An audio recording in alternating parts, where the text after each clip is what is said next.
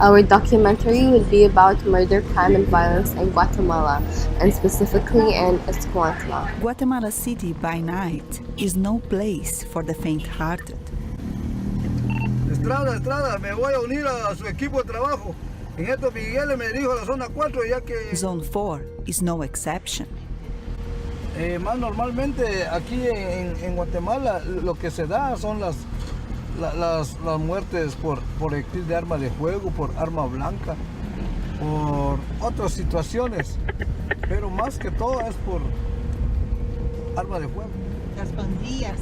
Hay muchas pandillas, aquí hay muchas pandillas, ahí es donde se suscitan más muertes. On Sunday, November 29, 2015, 17 prisoners were killed because of a gang fight in an overcrowded prison. 17 people were killed, 16 bodies were found, 7 people were decapitated, and 1 person died at a hospital later because of his injuries.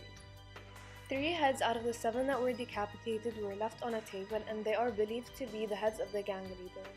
The violence was triggered during a prison yard football game, with tensions between general prisoners and gang members spilling over.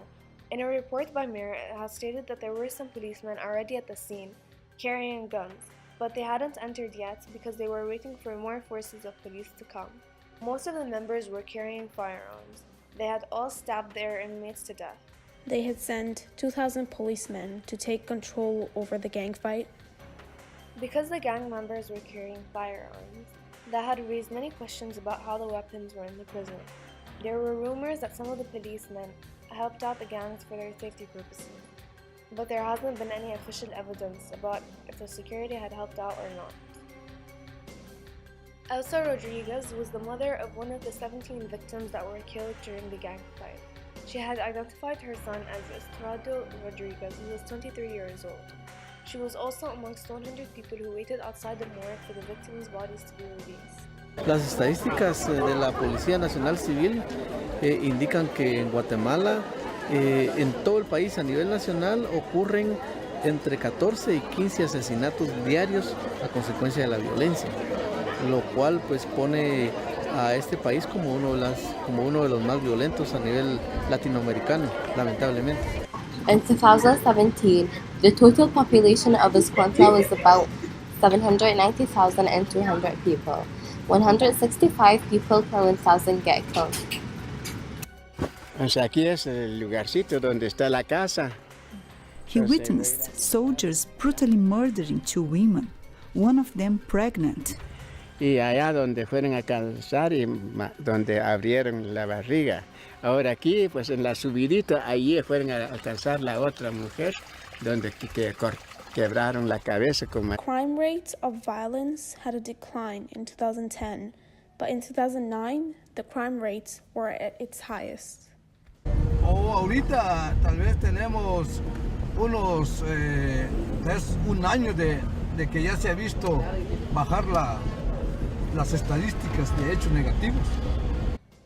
There was a sustained decline in homicides during 2016, but this year, Guatemala's homicide rate hit its lowest point in the past 15 years, at 27.3 per 100,000 inhabitants, with decrease of 258 violent deaths from 4,778 to 4,520.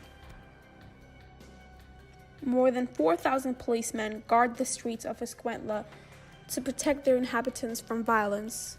97% of homicides remain unsolved, and until today, the country is suffering from this issue. Esos son todos desaparecidos. Todo esto, sí.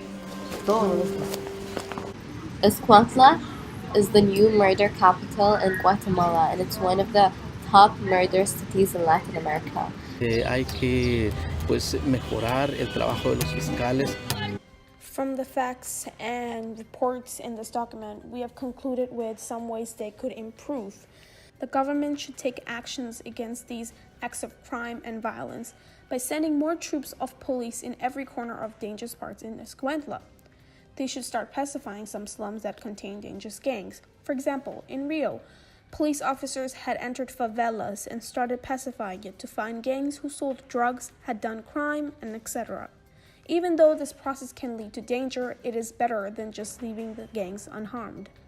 From creating this document, we think that this shouldn't be happening in Escuintla because there has been a huge bloodbath in many places in Escuintla. It also harms the society itself because many families lose the people they love. For example, approximately 55 murders happened a week, and that harms the society physically and mentally because they don't have enough security around them. From making this document, we think that the acts of crime should be stopped for the better good of the people in Escuintla or anywhere in Guatemala.